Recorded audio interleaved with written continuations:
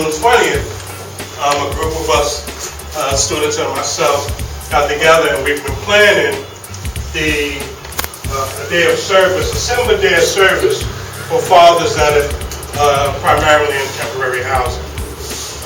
What we're going to do is have the fathers from any of the shelters, from any of the other situations, come in for a day of activities that promote positive fatherhood. The reason I feel so strongly about this is because, you know, a lot of people don't really have fathers in their life, you understand? Some fathers in jail, some fathers die, some fathers just not there, period. And this is to show people, or show us, like, you know, we understand, like, we've been through it, or we have that same situation. If you can understand, like, what father role you play in your life, and you experience it in this activity, then you can actually get a lot more understanding of what's going on. My name is Shamel Piles. I'm 21, and I'm currently an alumni of SIMBA. I have a couple relationships with my father. When I was little, he wasn't really around. He came around. Sometimes he'd give us the broken dreams, which was he would say he was coming, but he wouldn't come. My relationship with my father when I was young, it was good because I was naive. I didn't really know what was going on, and I wasn't paying attention, so that's why I was so great.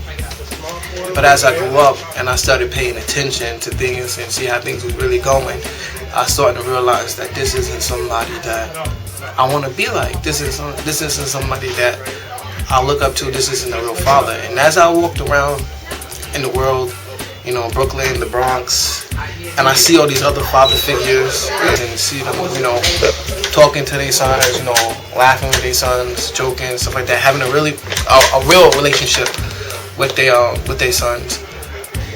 I realized that this isn't the man that I thought he was. So for like a year or so, I started living with him. I lived with him for a year. It was interesting because he was like, you gotta do good in school, but he never bought me no type of supplies. No type of school supplies. He never came up to the school for no meetings. An incident happened because we moved from North Carolina to Virginia in the summer, and somebody robbed us, and he blamed it on me, even though my stuff got stolen too, as well as his stuff. My stuff got stolen. He kicked me out the front door, right? And I was only 16. I just turned 16 too, and I was only 16, and I was on my own from there on. Fatherhood means to me, it means a father, of course, that been there throughout the whole life of their kids, and not only just been there, but has been a positive role model, because you can be a father and be negative and have negative influence and still be there. But that's not a father to me, and I wouldn't really call that fatherhood. I would call fatherhood being positive to your daughter or son, in this case your son, and having nothing but positive things to say and be a really good role model.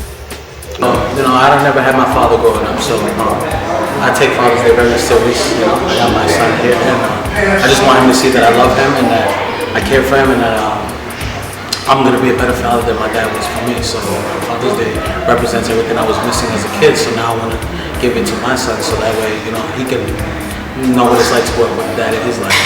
At first I was mad, but then I thought about it. I feel sad for him, honestly.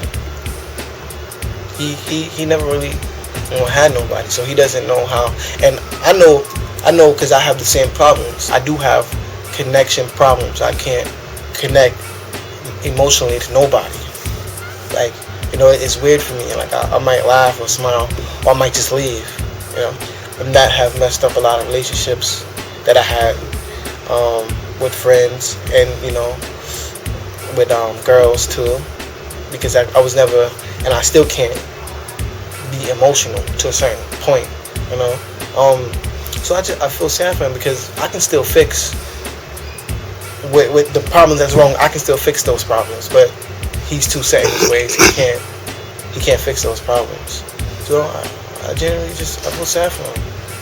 This program's amazing. You know, it helps people like us who can't usually afford a haircut, or, you know, afford to take my son out to, you know, a nice day having fun with him, you know, because I don't get to spend as much time with him as I like. You know, people like you guys help give me hope that things will get better.